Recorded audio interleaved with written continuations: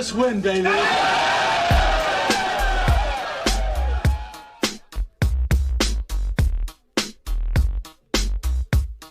Look, check it out. All black with a hoodie, snapback, Raiders cap on. Long white socks, me mugging like I'm King Kong.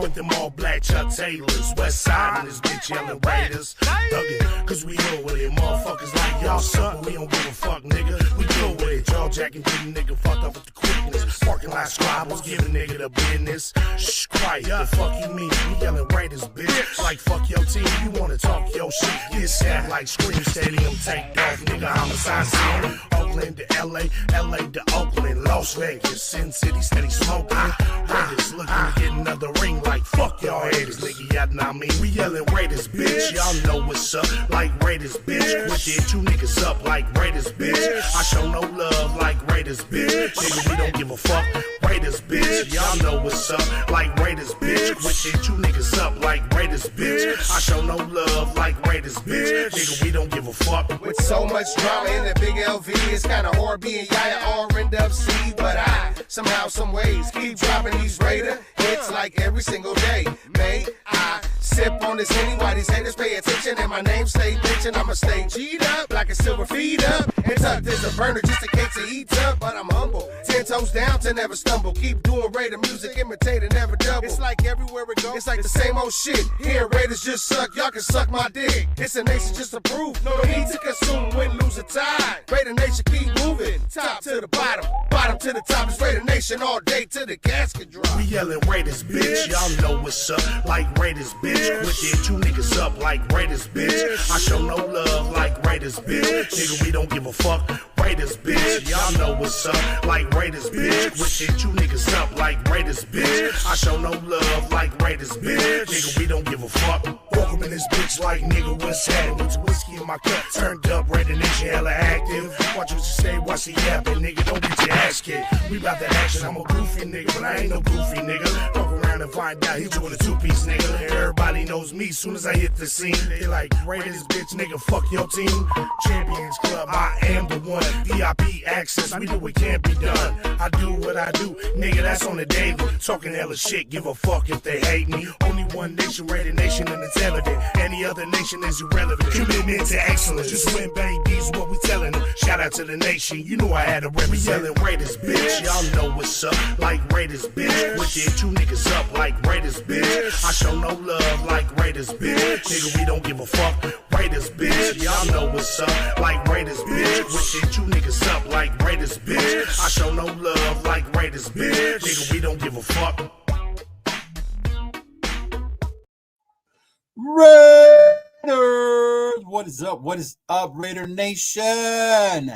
Welcome back to another episode of Puro Raider Podcast. Today, I have one of my special guests with me today. His name is Dub Raider. What's up, fam? ¿Cómo estás? How you doing, bro? Chilling, man. Chilling. Just excited to be here. I see you got another stogie already, huh? Oh, you know this? Or had to break one out for this festive occasion. Dude, man, that's crazy. You constantly can do those all day long, huh? Not really. I try to smoke maximum of 2 a day, but today, as you know, was a special day because we did the Stogie Nation podcast earlier at Bose, and so that was a special occasion. But on the norm, it's just in the evenings around this time after dinner, after the family goes down. I tend to just come back to the man cave, as you can see, and chill and smoke a cigar, drink some coffee, watch some TV, or do some designing or something. Just chill. Oh, okay. But again, today's a special occasion, so let's go for number 3. Go for number 3. Yes, sir. Yes, sir. Yeah. Hey, for those of you that don't know or haven't checked it out, check out Stogie Nation, right? That's with you and the homie MC Raider. Yes, it's on MC Raider's YouTube. Our newest episode, which is actually coming out today after Puro Raiders Podcast. Yeah, on YouTube. And of course, we had a special guest this week. It was Cheeto Linus joined us. Had a stick with us and got to experience our home away from home, Bose Cigar Lounge. Yeah, it was pretty cool. It was pretty cool, especially with the whole cigar thing now too, with the Raiders, it being like a thing. So that's right. Experience that. Yeah, talk your shit, smoke your shit, the Raider way, baby. Yeah. That's right. It just fit perfectly. It fit perfectly. It's like, wow, you know what? I feel, and I don't know if I could talk kind of say the same thing for MC Raider, but I feel that now with this whole idea of talk your shit, smoke your shit, and then the cigars in the locker room, we identify even more as Raider fans, because first it was all about silver and black Raider Nation, and now smoking cigars too. Hell yeah, man! It's okay. I have a question. Then, since it's part of like what you do, your hobby, your culture. Mm-hmm. A lot of people talk shit that we would do that and we didn't make the playoffs, right? Like, what are you celebrating? What are you celebrating? I guess people only saw smoking cigars as like celebratory, right? Right. So, like, when you saw them doing that after a game, like when you saw it, how did you take it, or what did that mean? To me, to be totally honest, yes, obviously it was about the win. Every win is good. What's that one saying from Fast and the Furious? If you win by an inch or a mile, winning is winning, right? And we have to celebrate any opportunity that we have. And these boys earned it, especially having sat behind McDumbass for a year and a quarter, I think, or a year and a half. Yeah, year and a half.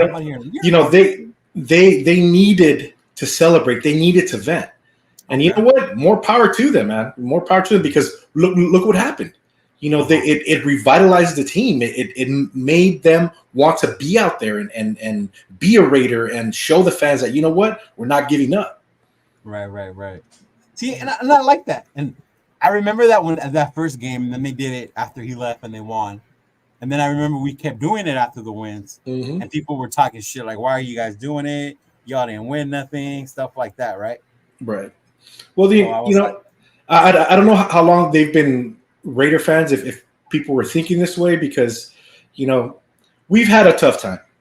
Not gonna lie, since our Super Bowl in 2002, if I'm not mistaken, 2002 till now, there's been very few celebratory events in our fandom. So anytime you can celebrate, man, I say go for it. I personally celebrate Raider Nation 365. I love it. Win, lose, or tie, Raiders till I die. That's my mantra, and it doesn't matter. Yeah, I get angry when they lose, but you know what? I'm still a loyal Raider fan through and through. So if they want to celebrate, do it, baby, do it. We got some people in the chat. 831 Raiders, salute. What up, brother? Puro Raiders, salute, my dude. Raider Paul, what's going on, brother? My boy Turf. What it do, Raider Nation? TRS, the Raider Syndicate in the building. Salute, brother. And of course, the MC Raider. Win, lose, or tie. Smoke a stogie in the Raiders. That's his catchphrase. That's his catchphrase, huh? Yes, sir. I like it, though. I like it. Win, lose, or tie. What is it? Win, lose, or tie. A la verga, Raiders till I die, or something like that. I forgot. Yeah. But it suits them so perfectly, though. Doesn't it, though? Hell yeah. It's like tailor-made for him. Speaking of which, I wanted to. These were the ones you guys collabed on with, right? These right here. No. Those he got from some other. I believe she's a Raider fan as well, because those are okay. I believe they're embroidered. No, they're not. Nuh-uh. Oh, then I don't know, bro. That wasn't it. With him, I did his little cartoon character where he's kind of like standing with the cigar. The one you did. Yeah. And then the one with Max Crosby with the Chiefs helmet. I printed that one for him as well, and then his banner, and pretty soon his trademark T-shirt, and then his stickers also coming up, and we have a lot of projects that we're working together. Getting his merch out there and getting it to all his fans. Okay. Yeah, that's cool. No. I have actually the Raider one, the Max Crosby one you were talking about. And then my little nephew wants one of the little character ones. Oh yeah, that was dope, man. I actually like it. I like it because it keeps it lively. It keeps it like very animated, very very cool. It's not always like dark and negative. You know, he's showing that his character's MC Raider is about everything, about having a good time, about the Raider Nation, about, you know, having fun, you know, doing funny skits like he knows how to do. You know, so I definitely commend him for that little character. It's pretty dope. Yeah. You got your own little wall back there of collect stuff, huh? Yes, sir. I got over here. These are all my pictures with Raider legends. I got Todd Christensen, Ted Hendricks. Todd Christensen, damn. Yeah. Who else do I got back there? Fred Belitnikov. Okay. Lamont Jordan. ¿Cómo se llama? He passed away right after or right before he got into the Hall of Fame. Cliff Branch? Yeah, Cliff Branch. And he actually, he did it with everybody, but he would allow you to wear the Super Bowl ring while you take a picture with them. Dude, that was so dope. That was so dope. Yeah, so I got pictures there, and then like on this wall, I don't know, see if we can pan this real quick. I got Ray Guy. I got all these are autographs for what is it? Lala Zato. Okay, all right. Just got a little bit of everything, and it's funny because I don't know if you see this. Where is it? Damn, that picture right there, there. There's a funny story behind that. He's a cornerback by the name of Zeph Lee. He played for the LA Raiders, right? The way I found this out was I used to work. I used to do graphic design work for a school district, and every time I would go in there, I would talk to Zeph, and I'm like, hey, dude, how's it going? You know, blah, blah. I think he was the director of physical education for the district. Okay. And, you know, I just chop it up with him. You know, how's it going? How you doing? Cool. Well, one of the days I walk in with, I think I was wearing a Raider jersey, a Raider T-shirt, and they're like, hey, you're a Raider fan, right? I was like, yes. Yeah. And he's like, did you know that Zeph was a Raider? And in my mind, I heard, did you know he was a Raider fan? And I was like, oh, yeah, that's great. And then she's like, yeah, he played when they were in L.A. And I was like, well, wait a minute, he was a player? He's like, yeah. So I went over to him like, Zeph, you were a Raider? Like, yeah, I played and this and that. He played with Tim Brown, with who else? I think it was the Marinovich era. I don't remember him. I mean, I was a kid back then, but I don't remember him. Yeah, and I was like, bro, if you were a Raider, let me get an autographed picture. Like, what do you want a picture of me? And I was like, bro, once a Raider, always a Raider. You know, it's definitely, you know, you're always going to be part of the Raider Nation no matter what. And, you know, I posted up there, and he's like, thanks for the support, my brother. And, you know, I still try to keep in contact with him whenever I can. Oh, okay. That's cool. Yeah, very small world, man. Hey, so what'd you think about the whole cigar experience with us today? It was cool, man. It was really, really cool. Like I said, I had been wanting to go to one. I went to one time. It wasn't that great of an experience. I almost felt like I didn't fit in because I didn't know what I was doing. Right. But being there with you guys was really cool. It was dope. Being able to see the different cigars, you know, learning from you guys, and being in the little lounge, the little members only area. It's pretty dope. So I'm definitely going to go back. I want to tell my brother, tell my homie when he comes down. Yeah, maybe we can go catch a Dodger game there. Yeah, Dodger game, or when the play-in starts, you know, maybe if the who knows. Well, hopefully, man. Hopefully. Yeah. You know, there's still what, a slight chance, right? Slight chance, yeah. Yeah. Mm-hmm. You know, but you know, whatever it is, but it's definitely a very good time to go hang out there, smoke a cigar. Like I was telling you, you can order some food and just chop it up with all types of people, all types of fandoms from different sports, you know, especially Raider fans, of course. Yeah, that was cool. Especially how you said he used to call Black Hole Bow.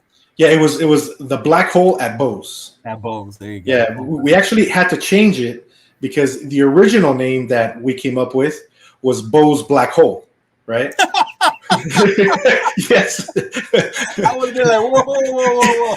Well, that's exactly what he did, right? So it was like about, I want to say like 24 of us Raider fans that would go there and watch the Raider games, right? So I asked Bo, I'm like, hey man, do you mind if we put up a sign that, you know, signifies that, you know, we are part of the Raider Nation? He's like, yeah, dude, go for it.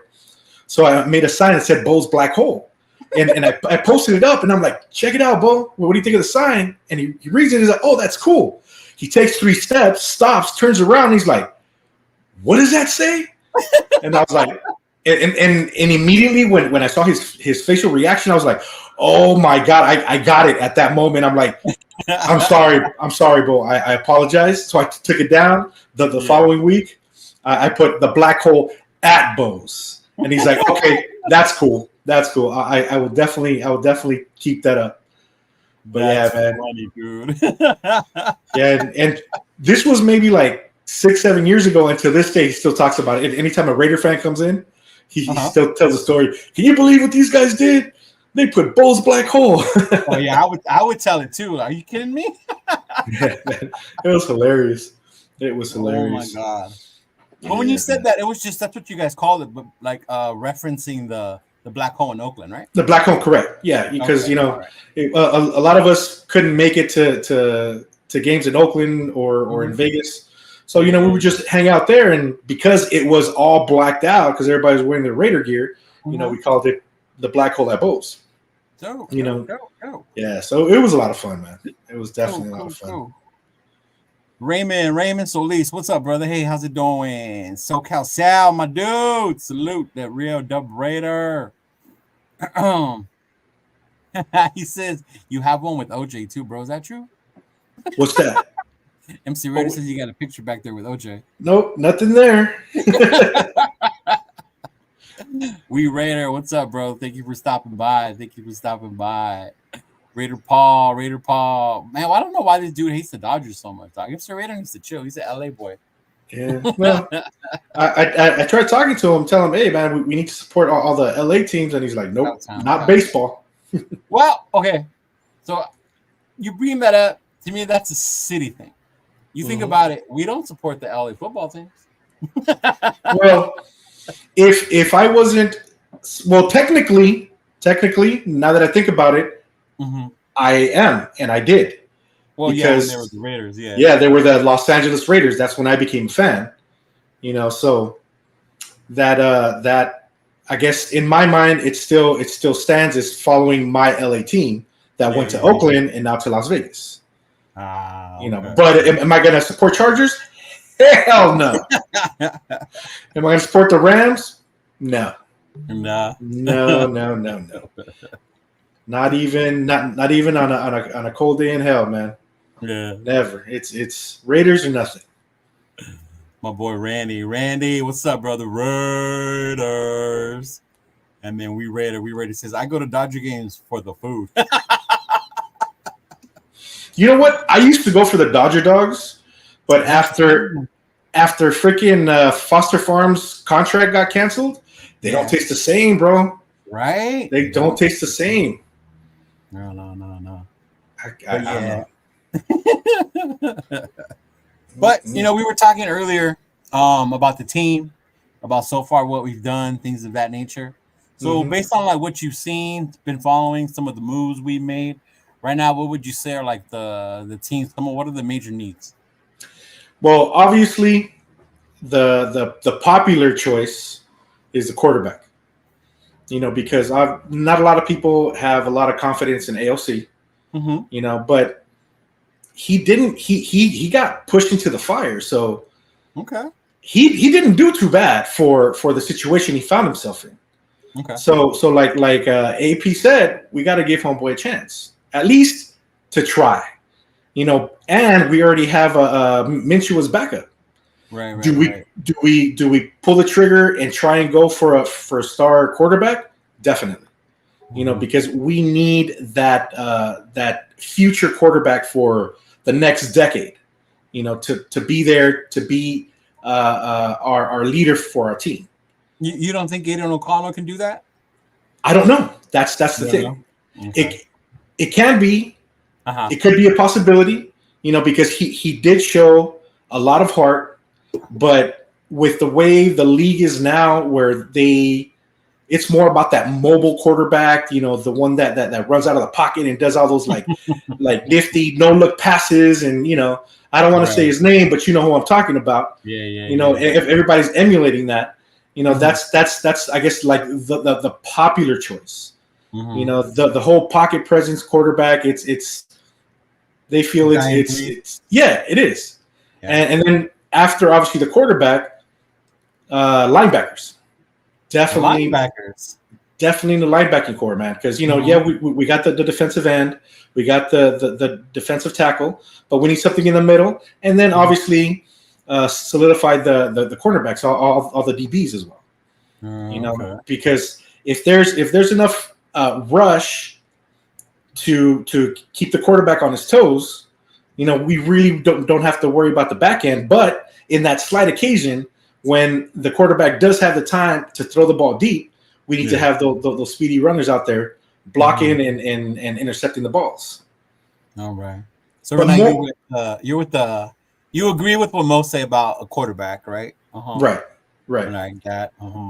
What's funny, my boy Randy, he's a big AOC supporter, bro. AOC got me as a believer. He showed more than heart, in my opinion. And I get that.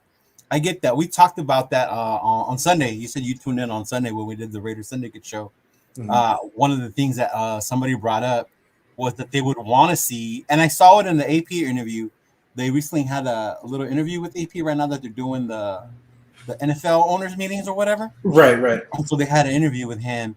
And he did say that that's what he would want to see more out of AOC was that leadership role. Definitely. You know? Yeah. Definitely. I think he even mentioned about nobody follows like how did he say it? Like a church mouse or anything like that? Right. Be more vocal out on the field. There needs to be a presence. You know, he needs he needs to command the attention of his players. But you know, again, it was his first year. He was put in a difficult situation. You know, he's barely coming into his own as a professional. Yeah. You know, so I truly believe that he should be given the opportunity next upcoming season to show what he has. And then if it doesn't work out then you know what? At least we tried. But we have that backup. You know, we have Minshew sitting there, and then we have our hopefully quarterback of the future sitting behind him. Right. Because do you think, like, let's say, hypothetically speaking, we do get one of the top three, and do you think whatever quarterback we choose should start immedially or he should sit? Okay, this is where we get into debate, and I think this is where it gets who's older and who's younger. Based on what we have now, O'Connell playing last year, AP having faith in him. Right. I'm with the notion that Minshew's like that insurance policy. You know, correct. If something happens to Aiden or whatever, he can't get it done. He struggles. Minshew can come in. He's done in his career. Is that type of role. Now if we trade in, go for the one of the top three, you know, trade in the farm or whatever. There is that expectation that this can happen. Right. But to me, having O'Connell and Minshew doesn't force you to. Right. Yeah, and I would be okay with that. A lot of people think that because you draft him so high, you got to throw him in there and see what you have. And I get they're going to compete, and if they see that he has it, if he's showing more than them, then okay, put him in there. But I'm not saying you forced to throw him in there either. Right. That's the good thing we have about having a quarterback like O'Connell on his rookie contract still. And then you have Minshew who came in as that backup. And then if you do with whoever the rookie is, that gives him time to learn, to adapt. If you think about with O'Connell, he did get better throughout the season, throughout the year. And that's because you experience the speed of the game and all that starts to come to you and you adjust to it. So I think the rookie, whoever that is, sitting behind these two, will be able to see and hopefully learn from that. You know what I mean? Definitely. No, and another thing I think that the Raider organization needs to put faith in this kid, you know, because he stepped up when he was most needed. Because Garoppolo was crap. You know, he didn't do anything for us. This kid's sitting on the bench with his book. He's like, "Oh wait, who, me? Yeah. Okay, I'll go out there." And you know, he stumbled at the beginning, rightfully so. He's new to the game at this level, but progressively he got better and better. Right. So, and then like AP also mentioned, what if he has a full preseason, a full off season to train, practice, learn everything? You know, what's going to happen then? Maybe he's going to be the one. Right. Maybe he'll end up being the one that way, right? Yes, sir. Yeah. No, I get it. Yeah. What up, Chona? What up, dog? What up? What You hear up, me? man? What up? You remember Walter? Yeah, I remember. What's up, brother? How you doing? What's up, man? How we doing? We're good. Chilling. Yeah. I had a little issue with We're just going over the with the quarterback situation, dog. What it's looking at, what we think, things like that. Yeah. the QB situation. Yeah. Well, because I know it'll get on here, and then like people, I've gone on here and I said I don't have faith in O'Connell, but not to the point where I don't believe in him. I just don't see him as the future, right? Can he get it done? Possibly. Can he get better? I don't doubt it. If he does, I'll be happy. But then at the same time, I don't want to pass up on my opportunity to get another quarterback because I feel that we did that so long not having a plan. Right. That when we lost Derek and Jimmy was brought in, we didn't have no other plan. It's kind of like we were stuck with like, what do we do now? You know? Yeah. And I don't want What are you talking about now? We had Hoyer. Oh shit! Really? I'm just kidding. I'm talking shit. But remember back in the day when they picked up oh god, it just slipped my mind. Fuck. Shit, I'm not wearing my glasses. Hold up. You know what I was tripping out? I was on Pittsburgh. How Pittsburgh ended up swooping up on Fields and what they gave up for Fields. Right. Like, we could have done that for Fields. True, but then again, like he had to have wanted to come here. Like when you read about it after, like they did have other offers, but they did right by Fields by sending him to where he wanted to go. And then also didn't he have bad blood with the offensive coordinator from the Bears, which is now our offensive coordinator?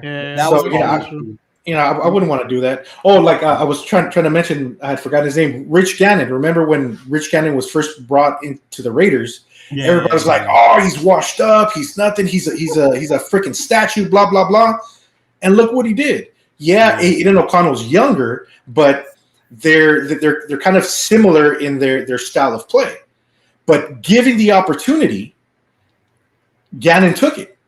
Right. So I believe AOC should be given that opportunity. Again, worst case scenario, if we do get a star quarterback, he sits for a year or two, learns the league, learns how to play with the team, and then he's brought in. Not just put into the fire day one and say produce. That's what Walter was saying, Shona. Would you be cool, say if we did move up and got Daniels, that Daniels would sit that first year and not play? Or do you think because we traded so much to get him that you would I think when you trade up for a guy like that, he's got to almost play. That's the way I feel. Yeah. I feel like if you trade up to get someone, if you give up to get someone, I think you gotta he's got to almost start. But AP's already said it's got to go through O'Connell either way. Right. Yeah, because to me the future of a starting quarterback or star quarterback, it's a marathon, not a sprint. Yeah. You know, you're looking at the longevity of his career with the team. And unfortunately, there's been a lot of situations with other teams where they put a young rookie quarterback in, and usually, you know, where do the best quarterbacks go? To the worst teams. Right. You know, they either have a horrible line, they're just the worst of the worst. And what happens? They tear them up. And that's what happened to Bryce Young. It affects their confidence. You know, they're demoralized. And that's something that if we're going to spend so much money on a young quarterback, I would want him to kind of like test the waters nice and slow, you know, get a couple of games in there, get some preseason games in there. And then when we need him, he'll be ready. Yeah. That's the ideal situation. Mm-hmm. And I believe we have that opportunity right now, being that we're going to be somewhat stacked with average to above average quarterbacks. Yeah. So Randy has a question. He says, let me ask three of you a question, right? What's going to be said about AP and the GM if they draft the quarterback at 13, right, where we are now, or if we draft one in the second round at 44, and AOC beats the rookie to become quarterback one, how will the fan base handle it? So say right now we're going to complain like we always do. Like Knicks. We're going to complain like we always do. Damned if you do, damned if you don't. That's what we do. That's exactly what that's we true. That is true. We're going to complain like, we should have never drafted a quarterback. It's just what we do. Well, we'll see, Leo, like you mentioned earlier and yesterday, it's all going to depend on the age range. Mm-hmm. The older fans are going to be, I believe, cool with it because I'd be cool with it. Give the younger guy time, and but the younger fans would be like, hell no, put that fool in. you know what it is? It's we're going to draft a quarterback. AOC's going to beat him out, and then whoever drafted right after us is going to get a stud fucking defensive back, and we're going to be like, what could have happened? We should have got him, right? Oh, like we've been doing all these years for our drafts. Exactly. Yeah. And you know what? Exactly what we're going to do. And that's another important point that you're making is for many years, our draft hasn't been the best. Outside of Josh Jacobs, there's maybe been a couple of that year. What's that? I think it was that year though, that draft year, because it was like Jacobs, it was like Mac. 2020. Like that 2020 draft was actually not bad. Yeah. We traded them all of them away. Yeah, but as far as like the number one draft picks, we've been missing pretty bad. So, for many years, I would always get excited about the draft and there's a potential or possibility of getting such player from this college.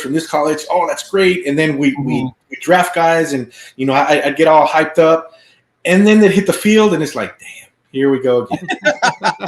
But it's funny, Leo Linus, you said that one time. It's like, well, I'd rather just trade for someone and give up the draft pick since we right. Yeah. Like, hey, what was it? 2 years ago, our number one draft pick was the best draft pick we've had. Yeah. Who was it? That was Devontae. Devontae Adams, baby. Best number one draft pick ever. But see, so it's kind of hard to choose. Like I sit here like yesterday, Leo, I was watching your show and hearing all the conversations that you guys were having about bringing in new guys, and I was getting excited. I'm like, oh yeah, that guy would be cool. Oh, this quarterback, this linebacker. But then I reverted back to thinking, but what has happened in the past? And I'm like, you know what? Let me just wait. The proof is in the pudding. Listening to all the hype that all these guys that get paid hundreds of thousands, not millions of dollars to talk about football say it doesn't mean anything to me anymore. Right. It just doesn't, because until they hit the field, that's when we know. Yeah. Yeah. We never know what we're gonna get out of them. You never know how they're gonna act. Well, see, and that's the thing. Even with trading away our picks, right? People say you need them. I was looking at this thing and I saw it. So the Rams, right? This is their record since 2017, right? With the lowest amount of first round picks, 0. They've been 43-21. Wow. The Raiders, on the other hand, who have had a league high of 7 first round picks since 2017, have been 25-39. Almost the opposite. Yeah. Yeah. So it doesn't matter how many draft picks you have or this and that, but it's how you're using them and how they're being taken to the right player, the right fit, the right system. And that's where I think we've been messing up. Yes. For so long. And that's why we're where we're at. You know what I mean? And then you think too, coaching is huge.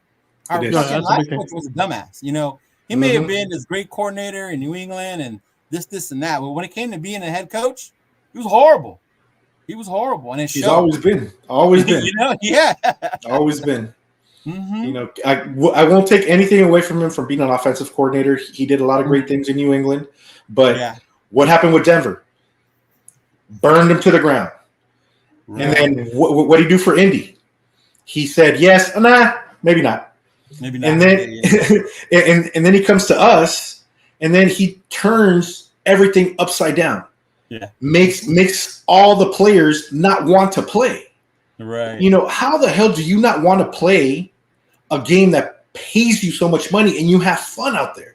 Right. And you made this whole group of men not want to do it. Mm-hmm. Yeah. You know, that's horrible, man. That is horrible. Some guys just aren't meant to be head coaches. Right? They're not. Some guys aren't. Staff they bring, you know, you got to develop these players. Yeah. It's one thing to draft them to have the talent, all the skills. But if you don't have the coaching staff or you're the coach themselves to develop these guys, then you wonder why they leave, and some of them go and have success once they leave us. Right. You know, unfortunately, or fortunately for us, the majority of the number one draft picks in recent years that have left us haven't really been doing very well. So it's not that bad. You know? Right. But that shows that we've been picking bad players at bad times in the past. Oh, definitely. You know, and where does that come from? It comes from our leadership. It comes from our GM, and it comes from our coach. The scouting department. Department. But even with the scouting, say they scouted the guy, he had the talent, but it's still up to the coaches to develop these folks. Yeah, because think about this. When a player is in college, you have what I call the 3 tiers of football players, right? You have the players that are there for scholarship to get their education, and that's all they're using their scholarship for is to get a free ride, and then they're out. You have the medium tier players, which show potential to probably be picked up as a free agent or an undrafted free agent, and then you have the star players, right? Right. So you have all these 3 players playing in college at the same time. So when they get to the NFL, you have the elite of the elite. You have the 1% of all football players. So now the guys that excelled in college, when they get to the pros, it's like, holy crap, I don't have Johnny Scholarship covering me here. This guy's fast. This guy, and then the years of experience behind that as a pro, you know, so it's a big difference. So I personally believe that you can't say that a player is going to be as good as he was in college in the pros, unless he is that 1%. You know, like that one that you're like, yeah, that dude is for sure. Yes, like and Peyton Manning type, you know, number 1 pick type. Exactly. You know, these guys proved it from day one. I think it was even in high school or in Pop Warner. You know, they showed that it factor, and it carried them through their whole career. Yeah. You know, and sometimes we base too much on the fact that, they had a really good season or 2 in college, and then they get to the pros, and it's like, whoa, wait a minute, this game's a lot faster than I thought. They're a lot smarter. They anticipate us way more than they did in college. Yeah, he got those rookie woes. What's his name had him last year? Jacorian Bennett. He was the big talking camp. He started off good, but then you saw those moments where he relied too much on his speed, and he got cat with his hand in the cookie jar. He's like, oh shit, rookie problems. It happens. It happens every year, man. Yeah, it does. Randy said, I've been a fan for 47 years, and to me, the Raiders have been pretty awful in the first round. And that's true. That's true. That's real true. That's really true. Yeah. Like I can remember. Yeah. Like I was checking out tape on Tyree Wilson his first couple of games. Yeah. When he'd get off the line, Crosby was already halfway to the quarterback. Yeah. And I'm like, Chris what was talking about that tape. hell? It was Warren Sapp who broke that down, right? Yeah, he did. And I was like, dude, he is so slow. Yeah. He is, but you know, again, what do you expect from a college player? Yes, he excelled in college. He was playing against those mediocre or lower end football players. But now he's playing against the best of the best. You know, so there's definitely going to be growing pains, and I believe that Tyree next season he's definitely going to be better because he ended the season pretty strong. You know, he showed a lot of progress from his slow ass start. Well, it's funny because with Wilson, with the coaching change. What's that? Yeah. And with Wilson, remember we talked about it with Wilson. We was like, he's gonna have to find something else besides that bull rush. That bull rush isn't gonna work. Yeah. When you get to the NFL, I said it from the very beginning. I was like, that's not gonna work. Yeah, that's not gonna work with everybody. Yeah, it's not. He's got to get faster. He's got to get stronger. It's not gonna work. You're not gonna toss these guys around like you did. Right. So Leo, what do you think? Besides the quarterback position, what do you think is the next position that needs to be solidified? For me, and I think it's even more to me bigger this year is the offensive line protection on the right side, especially on the right side right now. Like right now, we got Colton, Parham. We re-signed James, so the middle, the left side's good. Right now, at right guard, question mark. Right tackle, Jermaine Luminor, he left, he moved on.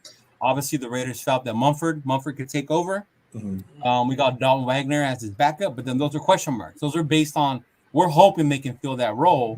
And if we're rocking with the quarterbacks we are right now, those tackles are your two most important parts on that offensive line. You got Miller on one side, which is cool, but then now we're hoping that Mumford can fill that part. And with this draft being so big on tackles, like I would like for us to take one of those dudes and solidify that spot right now with that draft, But like in the first pick, if we don't get a quarterback, or second, third round. Like me at 13, I would like one of those tackles. Like Fuaga would be one of them. Obviously we wouldn't be able to get the dude from Notre Dame, Joe Alt. That would be freaking amazing, but that dude's probably going to go higher than what I thought. But to me right now, I want to fix, especially when you go off what AP wants to build, which is a bully, and that's how you build a bully, is in the trenches. You got to build a bully in the trenches. So to me, like that, other than the quarterback, to me the most important need right now would be that, whether it's we fill the guard through free agency. There's a couple of dudes out there still, but that right tackle position to me is huge. But there's people out there. Rundown was talking about it. Shout out to Rundown. He has faith in Mumford. That Mumford would be able to solidify that spot, and I'm hoping he's right. That'll be good. We definitely need that Art Shell, Gene Upshaw combo again, man. Get that offensive line to protect, to knock those fools on their ass. That O line needs to get better, a lot better. Yeah, I think especially with talking about with Tyree. Go ahead, John. No, especially with if you have AOC, who's not very mobile. You definitely got to give him time. You got to give him time with the pocket. Got to give him time to throw. Right. Got to give him time to throw. And, when you watch some of the games that he had, when he had the time to throw, he wasn't bad. When he had the time to throw, you get him outside. When you got him moving around, he made a lot of mistakes. But when you give him the time to throw, he actually did. He did very well. Yes, he did. Yeah, I remember the Miami game. He had that one really good throw to Tay. That deep touchdown. Yeah. The San Diego game, the Charger game, he was really good. Oh yeah, we went to that Bronco game. He was good in that one. He was on it. Yes, he was on it. Like he threw some great balls too. Like he give him the time, he put it right there. Yeah. So I was like, you got to give him time. If he's going to be your quarterback, you got to give him time. Right. Yeah, and by what AP is showing, he's going to have faith in the kid. So definitely got to give him that protection. Right. Then you mentioned AP. Randy's like, Hugh Jackson put together one of the best coaching staffs in decades for the Raiders. Let's hope this staff with AP will get even better. I hope so. I hope he brought in the right dudes. I know there was a big question mark as far as the offensive coordinator after the whole Cliff drama. And then we ended up with Luke Getsy. So we'll see what happens when it comes to that. But as far as the coaching staff, how do you guys feel? You guys feel confident in it? I know we still kept PG, which is huge, right? So we kept him. But as far as the coaching staff and the offensive coordinator, you guys comfortable? You cool with it? Well, I'm personally cool. I'm cool with it till I'm not. Right? Because again, we're like 3-4 months till preseason. Right now everything is up in the air. Everything's on paper. Nothing is for certain. We will see once the players hit the field.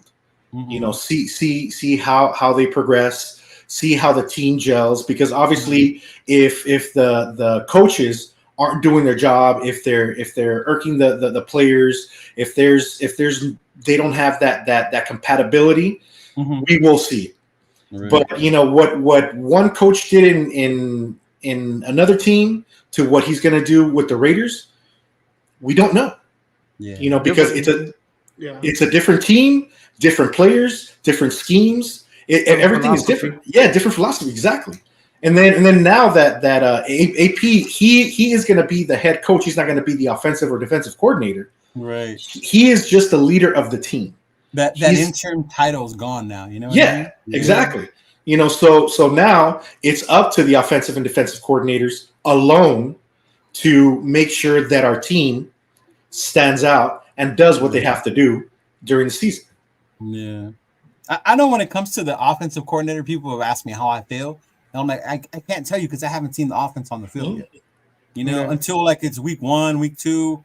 And if I see the same start like last year, then I'm going to be mad. Then I'm going to be wondering what the hell's going on. Right. If it needs to make a change or what the heck is going on with the offense if we're still struggling like we did last year, you know? Well, yeah, because like McDaniels, it was like watching a freaking soap opera and shit. it was like, okay, we're gonna do play 1, 2, 3, 4, 5, and 6. Oh, but it's not working. So what? This is the way I laid it out. Keep going, keep going, keep going. And if you guys do it right, it's gonna work. It's gonna work. It would progressively get worse. And I'm like, dude, switch it up. You know, that's with that is like the guys have to buy into that philosophy. Right. And they weren't. They did it. They weren't. No. And see, and that's sadly one thing that I definitely have to commend the Chiefs is that come halftime, if something wasn't working, they switched it up. Right. They adjusted. You know, they adjusted to the gameplay. You know, and the thing is with McDumbass, we never did that. Never did it, dude. Never did it. And then when we lost games, we were winning. Exactly. How is that possible? Year, remember? It was how many games we lost? Like 6. Fuck, it was horrible. 7 games? It was like that was 6, 7 games or something like that. I was like, what the hell's going on? I would have my best friend text me. He's a Bears fan, right? He lives in Northern California. He's like, man, bro, your Raiders are looking really good. I'm like, give it a minute. And he's like, well, what are you saying? I'm like, watch. Our coach is going to ruin it. And lo and behold, you know, have a nice lead, go into that prevent offense, as I like to call it, you know, and it was done. Yeah. See, Turf has a good point to what we were talking about with coaches. He's like, this is why Chad Johnson never made it in New England. He said it himself. He couldn't grasp the offense. It was too difficult for him, and they couldn't even play him like both wanted to. So the coaching part is huge to me. It is. How do you utilize what you have? You don't force players to do what they're not used to. To me, that's one of the things why Renfro's downfall. You know, they stopped using him to his abilities. You know, exactly. Kind of him to play into the system.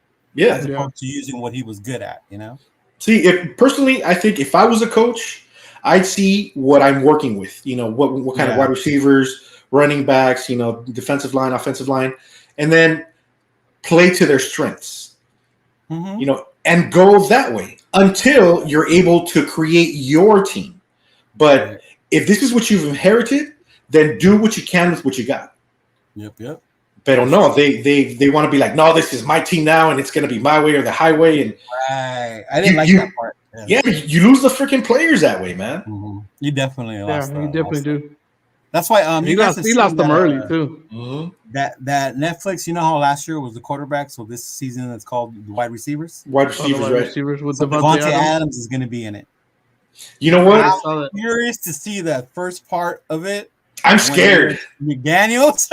I'm scared because it's giving me flashbacks of the HBO one. Remember when we were on there? Hard Knocks. The Hard Knocks. Yeah. That shit was horrible, man. I was pissed. I'm like, oh god. You know, that was where I learned about Max Crosby. Oh yeah, with his hand. Pass put on him, and then he played. Josh Jacobs was his rookie year, and then Abrams. It was another one. They were like the cool little bromance cowboy thing they had going on. Yeah, man. But the AB fiasco was crazy in that. Oh, Jesus Christ. Oh, Antonio Brown. Yeah, dude. Oh, and see, a lot of the times, I believe that obviously AB was crazy.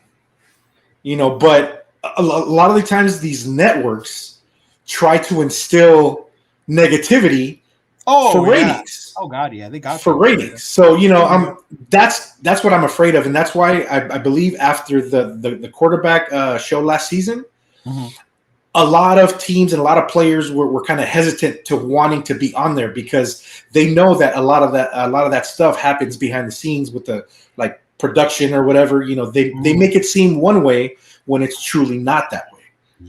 Yeah. So I hope it's not that way with this season. Yeah, especially with Tay. I remember there were a bunch of fans too that were like, he don't want to be here. He wants to be traded because remember he would be upset after losing and stuff like that. So it'd be. I want to see like what his actual feelings or reactions were during that time. Yeah. But then he's only going to give like 40% of what he's actually feeling and saying because there's that level of professionalism that he has to portray as a professional NFL player. So he's only going to say X amount of stuff, and because they're not free to do anything anymore, man. Yeah. They're really strongly regulated. They can't. That's why I love fucking Chad Johnson because that boy talked and he didn't care. Terrell Owens, he did not care. He get on my nerves sometimes, but the thing is, he was true. Yeah. He was himself. And sometimes that I think that's what these players need to be. Yeah. But we'll see. Eric Rader says, I bet AP is hoping they hype JJ up high enough to get picked before Jaden Daniels so he has a chance. Man, I've been seeing that more and more. More like the media about how JJ McCarthy is getting higher and higher. Yeah. Maybe Washington wants him at number 2. I'm like, let's hype this dude up, man. Because JJ's projected second round, no? Who? JJ McCarthy? Yeah. No, he's first round now. He's a late first rounder. So rounder. He's like the top 4 or 3 quarterback now. Who am I confusing him with? Because there's another quarterback. Michael Penix Jr. Oh, Penix, there you go. Penix, yeah, you're correct. Penix, yeah. Yeah, they were talking about him. And then also, I don't know if you saw the reports on the USC wide receiver pro day. Yeah. That College dad was talking about that. They're still not sure about going to the Bears for number 1. Yeah. So I'm thinking, okay, well, what does that mean? Because they're obviously they're putting the dirt out there. Yeah. Does this mean that they're going to do a Manning, Eli Manning situation? Eli Manning. Be like, nope, I'm not going to the Chargers. I want to go to the Giants. Are they going to do the same thing? Right. And then, are we one of those teams? Because he's mentioned that Raiders are one of the teams that Caleb would want to play for. Well, yeah, you think about the market and all that stuff. Yeah. Mm-hmm. Yeah, but he would still have to be picked by the Bears and then traded because he won't. He has to get that number 1 pick money. Right. Oh, definitely. You're still gonna have to figure out a way to trade him, and give up a shitload to get him wherever he goes. So let me ask you guys if that scenario actually played out, would you guys want to get Caleb? Oh no, we're Notre Dame fans, bro. You're asking the wrong 2 right here. No. I'm not taking that guy. No, not that gamble. You know what? Really? Nah. You know what? Did he throw a pro day? 2022 season, I would have said yes. But after the 2023 season, I'm cool. Yeah, he was a little off. A little off of his game. What would you say, Chona? No, I don't know. I ain't taking that guy. Did he throw at pro day? Yeah. Did he actually throw? Because I know he didn't throw. Either were like, I'm not throwing at the combine. No, he threw at pro day. Yeah, he did. Okay. Yeah. I was wondering. I was like, because they were talking about that, but I don't know. I'm not really a big. I'm not a big fan. Rice. Yeah. It is funny because I'm a big Notre Dame fan, but when it comes to drafting, I'll keep it a little. But I don't know. He doesn't convince me to be that top pick like that. And what makes him the highest sought after quarterback? Because I haven't really been keeping up with college ball ever since I had my kid. Because because my wife told me something's got to give. It's either going to be Raiders football or USC football, and I was like, "Bye, Trojans." So I don't follow college that much anymore. I'm not giving up either one. Those are two different days. That's Saturday and Sunday. We can figure this out. I think what makes Caleb and Jaden Daniels so dynamic and special is people always like to look for the next Mahomes, right? Of course. Now, I'm not saying they are, but based on some of the plays they made while they were in college, especially Caleb, they were very Mahomes-like plays, right, at the college level, you know. So they're hoping that would translate. Like, say what you want about him being a diva or you think he's going to be a bust. When it came down to his play, especially in 2022, that kid was balling. Yeah, he was balling in 2022. Balling, bro. He was making some miraculous throws. Like, it was unreal. Like, and it was Mahomes type plays. But then again, like I always said, like, you're never going to find another dude like him. Right. But that's the whole hype between him or even Jaden Daniels. If you want to look for like a Jaden Daniels game that'll make you be like, oh, damn. Watch the game against Florida State when he goes against Jordan Travis. Those two going at it in a game was amazing, bro. That Florida State LSU game. So it was an offensive fight. Both years. Awesome. Yeah, both years. Both years. Yeah, there were great games where you could see it. To me, it's sad that Jordan Travis got hurt because if not, he would be part of the conversation. Right, he broke a ankle, or was it, or? I'm not sure what it was. I can't remember exactly what the injury was, but yeah. Mm-hmm. Yeah, I thought I heard about that. But then again, you know, it goes back to what I mentioned earlier. You're playing against average, below average, and elite players on the college level. Yeah. So, but then when it comes to the pros, it's all elite, and you hope that it translates, that it transfers over from the college play to the pro field, and it shows that they are that player that everybody thought they would be. Oh yeah, I think a lot of these guys sometimes are also system guys, so it just depends.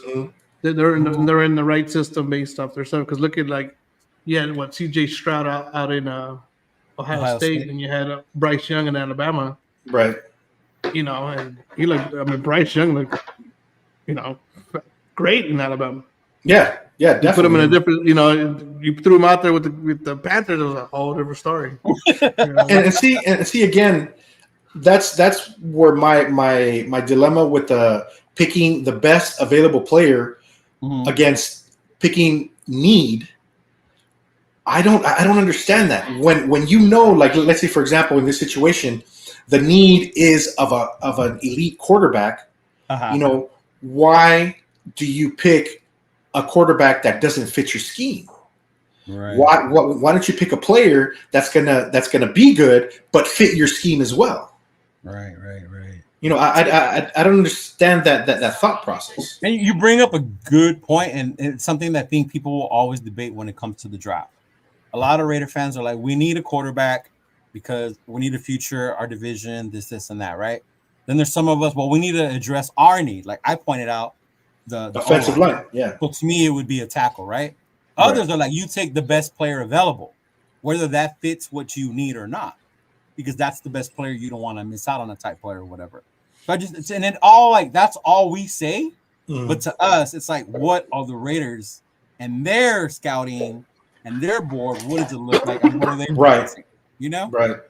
It's like Randy was saying earlier, it's all speculation, and it really is. Right, it is. I'll sit here and say like, well, if he and Jaden are boys, and there's no way he's not coming here, and this, and that. But until draft day happens, you know, you never know. And then, of course, it's like, well, you have to pick this dude in the first round. It has to be a starter. It has to be a starter. You know, if you pick him in the first round. Look at what happened with Tyree. A lot of us were, you got to be patient. He was hurt. No, fuck that. He's a first round pick. That dude's got to start, and he's got to start playing right away.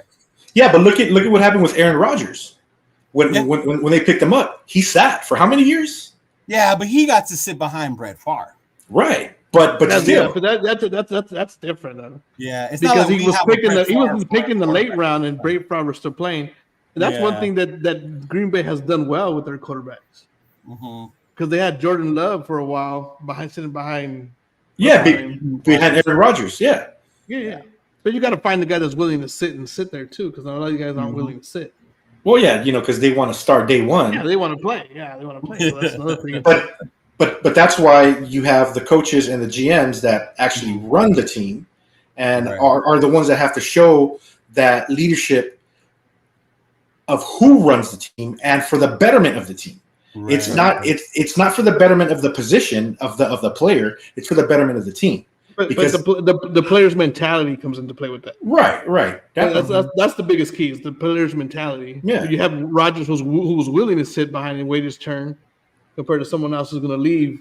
Because the contract's only 4 years, 3 years. Right. I understand. If 3-4, then you got the 5th-year option. Yeah. If you sit behind a player like Brett Favre, of course you're going to want to sit there and learn everything you can from him before you get out there. But if you're sitting behind Garoppolo, you're going to be like, Coach, put me in. I'm needed out there. And which brings to like what Rundown says. Like I get what he's saying. Like. It's not like our rookie's going to sit behind a Favre, Aaron Rodgers type player. He's only sitting behind AOC or Minshew. So if our first round quarterback can't beat these dudes, like should he have been our first round pick? Yeah, exactly.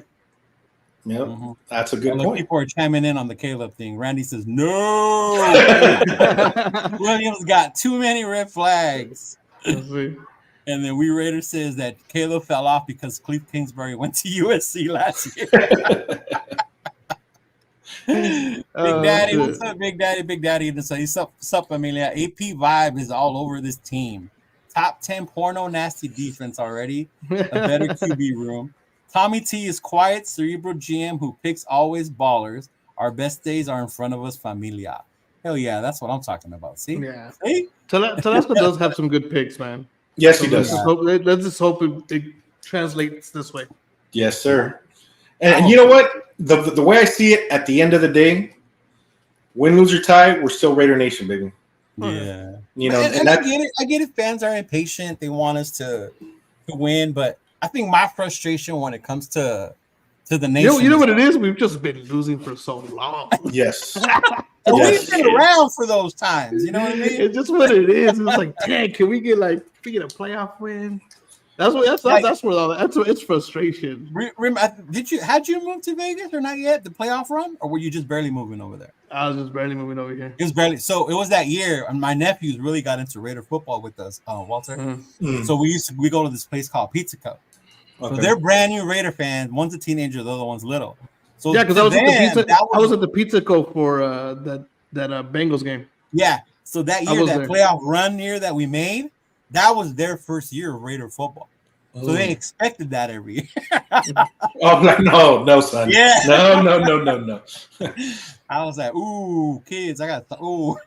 Yeah. No, and I definitely feel you because I've been a Raider fan since they were here in LA. Like I was telling you, Leo, I got to go to the last game against LA Raiders against Kansas City Chiefs. Saw Joe Montana quarterbacking for KC. Saw Marcus Allen on the other side of the field. It was definitely a heart-wrenching game. But it is what it is. Win, lose, or tie. That's always going to be the mentality, and that's what I tell myself at night when I'm crying myself to sleep on a Sunday after watching the Raiders lose. I'm like, you know what, Raider fan through and through. No matter what. But yes, we definitely need to see some change. Yeah. We definitely see some change. We definitely see some progression. There was a couple of years there before Derek Carr got hurt that it was looking that way, and then he got hurt. Came back 2016 year. He wasn't the same. Yeah, he was not the same, and that hurt, man. That hurt so much. It hurt so much, and then Chucky came in, got rid of Mac. Just started throwing everybody away, and those Mac decisions. Those decisions were man. They were confusing. They're like, what the hell are you doing, dude? But again, it goes back to Leo, what you were mentioning about trying to implement their style of play and these players not fitting. Why not fit these players in because they're already progressing, doing positive things for the team, and then building on that. Which I think to me, that's what Telesco and AP are doing this year. You know? Definitely. Yeah, because they said it's not a rebuilding year. So mad that we haven't signed everybody and their mama, and we got $28 million left. You know, to them it's like, why aren't we spending it? Because there's still a lot of time. He's being patient. Yeah, he's being patience is a virtue. And it's a smart move money wise sometimes. Yeah. I mean, when you wait and say, okay, no one's really offering you anything, I can give you this. No, and then when once the draft goes by, you got the undrafted free agents, and then some teams drop some players in order to pick up other players. Yeah. So there's still a lot of movement that happens after the draft. Right. So it's best to have some pocket change to offer some of these guys to fill the need positions and the backups than just give them the bank to 2-3 players now, and then we're sitting there be like, damn, we're still weak at linebacker, we're still weak at offensive line, we're still weak here. We still have plenty of time and plenty of players out there that we can still pick up. Right. Okay. So I want to ask you guys something. I talked about this with Chris on his show on Friday, on Fan Talk Friday, but I wanted to bring it up because to me, it's I've been seeing this more and more lately, and I think it's because the draft is coming up. So you get a lot of fans complaining. And when we went to the game last year in Denver, all three of us were there. I was told even by fans as we were going, like, why are you going to a meaningless game, right? Like, we should be losing these games when it came to playing the Broncos or whatever, right? So this is some of the stuff I see. I want to see how you guys feel, right? Mm-hmm. It says Raiders won meaningless games and smoked cigars after finishing 8-9. Missed out on a quarterback, but at least we got a Raider champ. Oh no! There's more. Hold on. Yeah. No. There's more. I'm like, you're not a true Raider fan if you want them to lose on purpose. Even if it's the only win you get all year, you never want them to lose. Especially to a division rival. Yeah. You know how I feel about the division rivals. Hell yeah. Check this one out. Watch. Oh, this one gets me. It says, how do we end up in quarterback purgatory every year? I'd rather stop winning pointless games than to get us a 500 season. No. I'm a no. I know.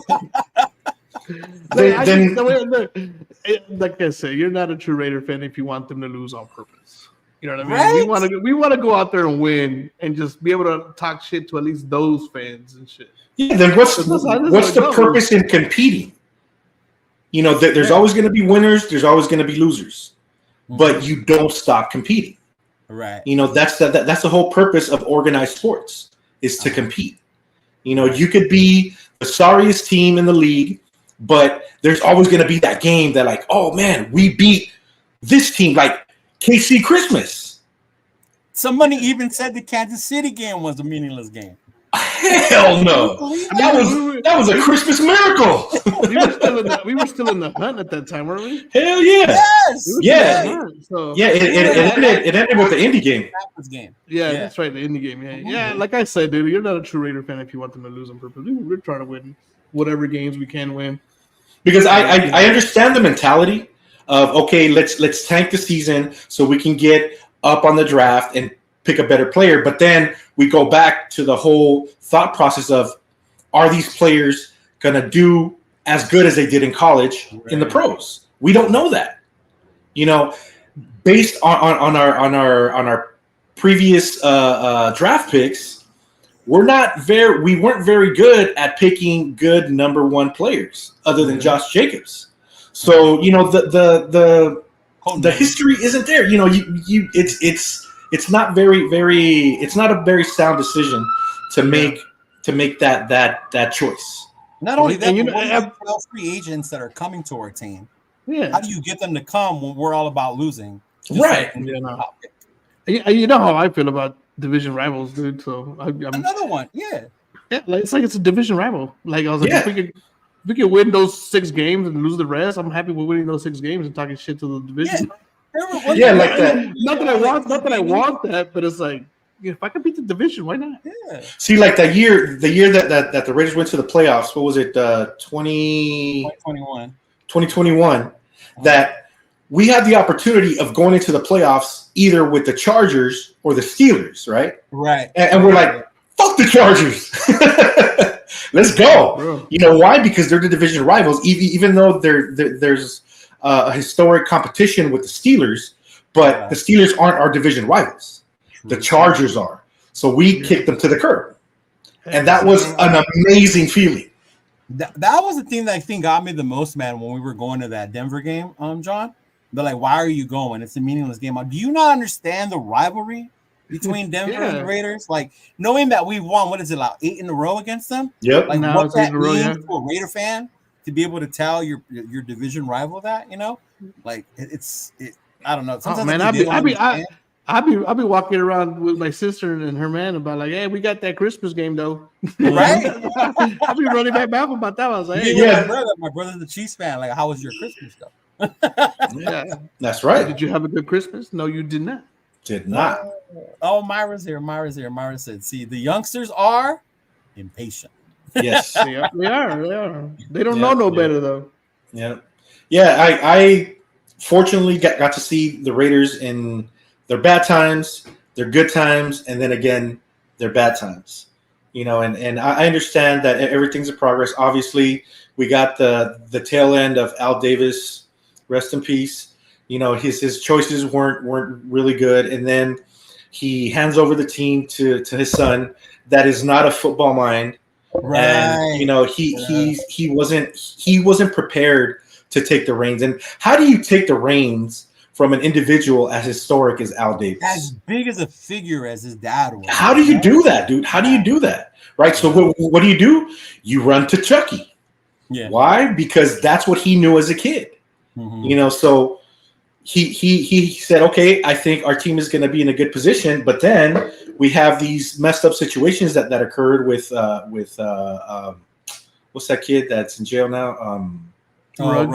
Ruggs. You know, and then the leaked emails, just of Gruden, coincidentally, you know, and all those situations. It's like, you know, it's tough, man. It's really tough. And now that we actually have a leader of men in AP, you know, now there's a glimmer of hope. Right. You know, that he might not be an X's and O's guy. He might not be the guy that's gonna be running the plays, but they will follow him. They will be there for him. And sometimes that's all you need. Yeah. You know, as obviously as long as you have the right pieces there with the offensive and defensive coordinator and the players, you know, as long as he can lead our team to win, you know, sometimes willing is enough. Yeah. Like Big Daddy has a good point right here. Where'd it go? He says, I feel sorry for my young G's because all you have seen is really bad, undisciplined football, really bad drafting, bad coaches, right? The storm is over. Nothing about the return of the good old days. It's about seeing the great new days. Yep, that's right. Mm-hmm. I need to get Big Daddy on the show one day, man. Yes, sir. Down some facts. Yes, sir. Yeah, times have changed. The game has changed. It's time to make the right changes to it. Yeah, no, and that's another good point. Is that for some reason our play mentality has stayed 20 years back. Like they still try to play the game how it was played 10, 20 years ago. That is true. You have to adapt. You have to adapt to the new play style. You know, because I remember when Mike Vick was quarterbacking, everybody thought he was an anomaly because fool would run, throw. He like throw a ball and catch it himself and fucking run it for a touchdown. You know, he was just but that wasn't the way football was played at the time. Now that's the norm. Mm-hmm. You know, that's the norm. You need an agile mobile quarterback. You just imagine Michael Vick nowadays. Ooh, man. That's why we have these players, I think, now, because they saw Michael Vick play, and that's who they wanted to be like. You know what I mean? Yeah, like now, like when I was a kid, running backs were the big deal. Yes, you know? It was the running backs. Yes, we wanted to be like Marcus, like Bo. You know, Emmett, Barry, right? Barry Sanders, Barry Sanders, Walter Payton. Yeah. And then now the game, as you said, has evolved. You got these quarterbacks that not only can throw, but they're running like running backs and breaking these long runs too. Yeah, these athletic type dudes, and it's crazy to me. Yeah, they're bringing back the days of like Fred Biletnikoff with like the long bombs and the long plays and and it's great, but you can't forget what gets the ball moving, and that's pounding the rock. Moves you forward. Mm-hmm. See, an 831 has a good point, and this is what I always tell those fans who say we should tank. Like, we have a commitment to excellence. Intentionally losing is counter to our commitment and the basis of our crate. Yeah. It's like, so what are we supposed to do? Just lay down and keep losing every year till we build up all these first-round picks according to these people? Like, it's ridiculous, man. Yeah, and then he wouldn't have his job if he would have lost those games. Right? Yeah. No, and then let's say for example, if that thought process was actually followed, right? Oh, let's tank, and let's pick up every year, pick up great draft picks. Eventually, those draft picks are going to need a new contract, right? And then since we're going to be in such debt for paying all these number one draft picks so much money, we're not going to have money to pick new draft picks. So eventually, we're going to go back down. Yeah. There's no guarantee they're going to work out either. Exactly. You think about it, the 2020 draft class of quarterbacks, they're not as bad, right? And then the 2021, which had a lot like this one, all those dudes phased out. Like Wilson, gone, right? Trevor Lawrence is the only one that could still probably play.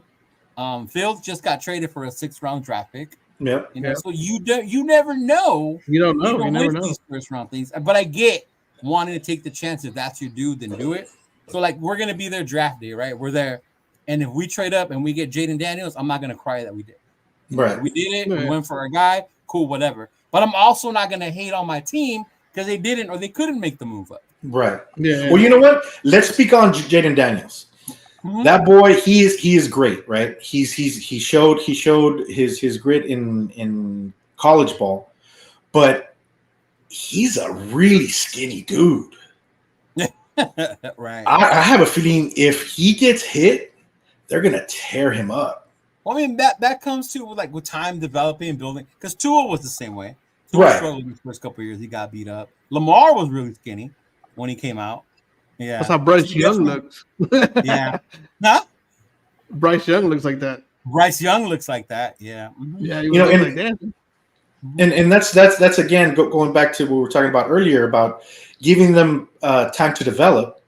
Sitting back and obviously, if needed, put him in, but like have him build some mass if we do get him. Get him stronger, faster, and more to the level of a professional quarterback. True. Than the skinny kid with a good arm and good mobility, and that scares me, man. They're gonna break him like a twig. But then again, that goes to what, even if we do get a kid like that, we need to protect them, whether it's Aiden O'Connell, whether with the offensive line, whether it's Daniels, whether it's Penix. No matter who it is, we gotta protect them. Oh, definitely. Yeah, definitely. See, Eric said, what did he say? Eric said, what you're saying sounds good. Figure out what scheme you're playing and get the players to fit your scheme. Why get a power player if you're running zones? See, and that makes sense. Like, you're going to draft players that fit what you're doing, That's logical. That's I think something that a lot of coaches don't think logically. They think just of their particular scheme, the way they want their plays done, and you have to fit what they say. You know, when I first learned that, I don't know if you guys remember when we signed D'Angelo Hall.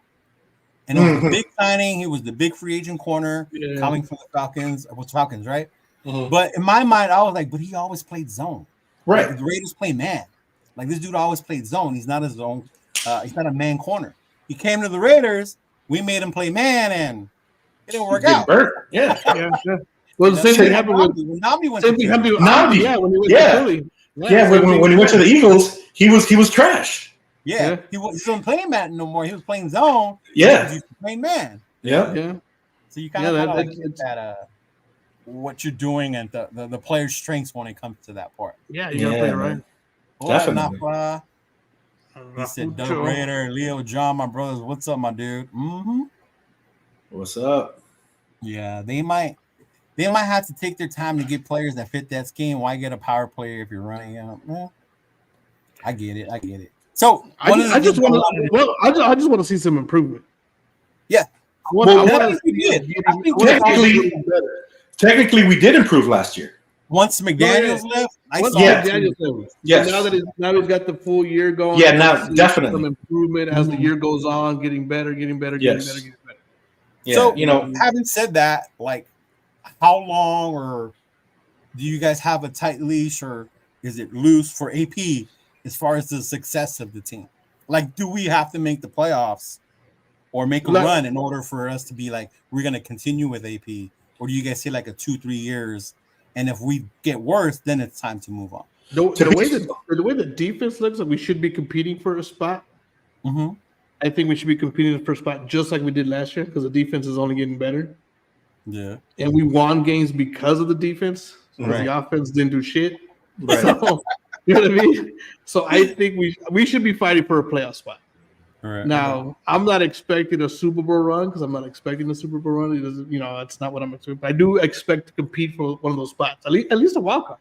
At least a wild card. Because a wild card, what was it? We were beating Indianapolis away from possibly making the playoffs? Indianapolis and Minnesota. Yeah, and a couple of people losing, and whatever happened to playoffs, stuff like that.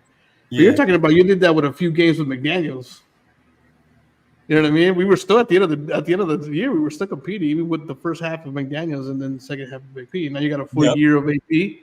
Yeah. Defensively, we should be scary defensively, and if we get that O line right, give AOC some time to throw, or even Minshew. Dude, give them some time to throw. They can make the throws. Yeah, they can make it. Throws. We saw Zeus running last year. Zeus could run. Yeah, like he can't. He did well. You still got your wideouts out there. You still got your tight ends out there. You got some big tight ends. You got weapons. He's just putting it together. Yeah, putting it together on the offensive side of the foot. Yeah, giving him that time to go through his progressions, and being able to identify his receivers, and letting it go. Yeah, for me personally, I think it's always Super Bowl or bust. That's always my mentality. Reality, though, tells me another story. Reality, to me, winning one more game than last year is progress. So instead of 8-9 being 9-8? Correct. Because that shows that there's definite progress, that we're going in the right direction. Obviously, I'm more of a patient Raider fan than most of the youngsters, because I've seen what we've been in the past. Right. I've seen that we've had these great years, and then all of a sudden the following year, just garbage. So then doesn't that part true to what the youngsters say about us older cats, that we're used to being mid that we're cool with it? Well, we're not cool. Like I'm telling you, my mentality is always Super Bowl or bust. Okay. That's it. That's like every time game number 1 of the season starts, that's my mentality. We're gonna win it all. But then reality sets in, and we start seeing, all these situations occur. Then you know what? It's if there's a progress, if there's more winning than losing, then all right, it's a step in the right direction. Now let's wait and see what next year brings, what the offseason brings, and then we can make a decision. So I think AP should minimum be given a full year, and see what he has to do, because again, he's a novice at head coaching. This is his first year as a head coach, so he has nothing outside of 3/4 of a season to compare it to. He doesn't have a full season under his belt. So we need to give him that opportunity. He's going to make mistakes. We saw that last season. Oh yeah. Some of the timeouts, some of the flags, some of the. They actually hired a coach that's going to help him with that on the side. I know. What's his name from the Bengals, right? Not Marvin Lewis. He's going to be like the assistant to him. But there's a specific coach. That's his title. Oh, okay. With the challenges, the timeouts. It's called a game management coach. Assistant. See, perfect. See, so they're outside of filling the need on the field, we also have to fill the need that the coaches have. And being that AP isn't quite there yet, he still needs that help. And I am very proud to say that he is my coach because he is man enough to say, you know what, I need the help. Give it to me. Give it to me. And like a lot of these prideful pricks that are in the league, like McDumbass, no, I can do everything, and we saw that he can. Offensive coordinating, yes, can't take that away from him. But head coaching, I'm looking for double-digit wins and fighting for a playoff spot. Yeah, you're like just Randy said 11-6. I'll say 11-6. Double-digit wins, competing for a playoff spot, and just winning, like getting the division, beating everybody in the division twice. Sweeping them again? Twice. Everybody twice. See, I think Randy brought up a cool point, which is like, it's not that we're cool with being mid. It's that we're not cool with it, but we always stand behind our team. That's right. That's true. That's right. Win, lose, or tie. That's what I would say. What about you? What are you expecting? For me, I think thing too, double either 10 or 11 wins. At least a wild card. I would love if we can challenge KC for that AFC West title because of how much I hate them. If we were to win the AFC West, like I would be like, dude, like to my fan, the definitely. KC fans. I got to deal with it too, But yeah. Yeah,